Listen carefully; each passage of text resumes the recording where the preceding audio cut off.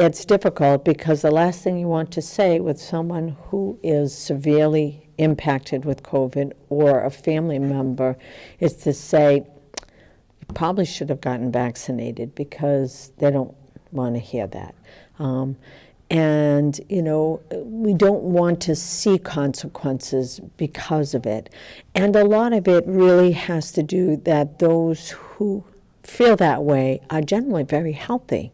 They don't have chronic diseases or immune deficiencies or no family members that have those situations. And so it doesn't impact them personally, while the loss of freedoms or impingements upon their freedom does. And so that becomes the most important to them.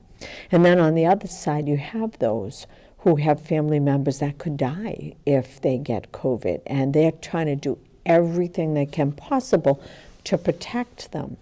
But the challenge is then you get into situations like school situations or areas of that, of that nature, where there's less control.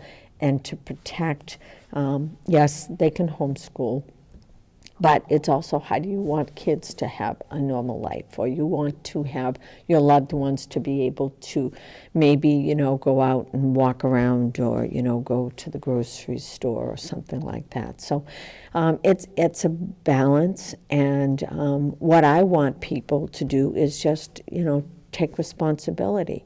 It's hard when people don't even want to wear a mask, because they feel that impinges upon their rights, because they're not looking at others people's rights. Because even people who wear a mask, it's not as great a protection as two people wearing masks, because that you're getting the barrier for yourself, and the other person has a barrier to their exhalations. So that's part of the challenges. And we are seeing, if you don't mind me mentioning, we are seeing increase in cases. Sometimes I feel like ding, ding, bad news, but it's true. It's impacting us. Our test positivity rate is at 7%. I haven't seen over 6% since the end of March. There were 11, now granted, this was during the summer. Yes. When everyone was outside, people Yes. had windows open in their houses. 11 straight weeks of declining rates. Yes. And now, Yes. and we're sitting here a day before they release the information for the past 2 weeks. For the test, yeah. But my guess is the number has probably grown again. I believe that would be 5 or 6 straight weeks of rising rates after 11 straight weeks of declining rates. Right. And we did expect that. We did. But I was always hoping it wouldn't be quite as bad.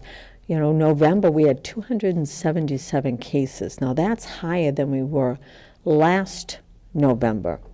And part of that is because last November, we weren't dealing with Delta. We were dealing with Beta primarily, and that wasn't as infectious. So at that time, when you had somebody who was positive and tested and they isolated, the rest of the family didn't become infected because of that separation.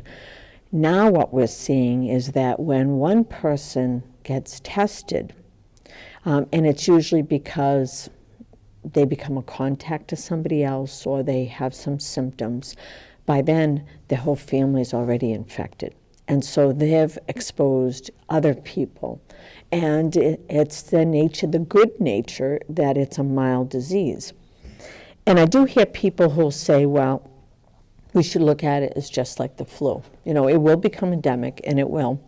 And it's like the flu. But what people forget is that the flu kills people. And COVID kills people. So if we can do precautions and take steps, then we should do that so people don't die with it. We had 97 cases last week. We are at 85 cases already as in today. We had 13 cases overnight yesterday, 28 cases the day before.